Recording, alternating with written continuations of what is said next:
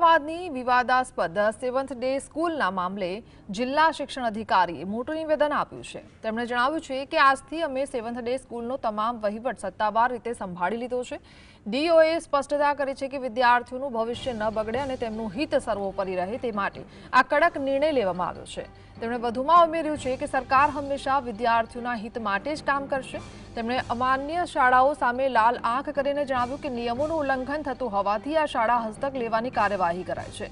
હવે પછીની તમામ પ્રક્રિયા શિક્ષણ બોર્ડના નીતિ નિયમો મુજબ જ આગળ વધારવામાં આવશે।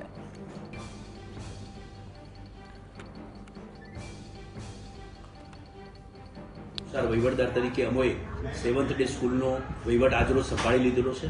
તમામ રીતે વહીવટી કામગીરી જે છે એ આજથી સંભાળવામાં આવેલી છે। શૈક્ષણિક કામગીરીમાં કોઈપણ પ્રકારે વિદ્યાર્થીઓનું હિત ન જોખમાય તે પ્રકારની તમામ સૂચનાઓ સ્ટાફને પણ આપેલી છે, કારણ કે શિક્ષણનું કામ જે છે વિદ્યાર્થીઓના હિતમાં સતત ચાલવું જોઈએ।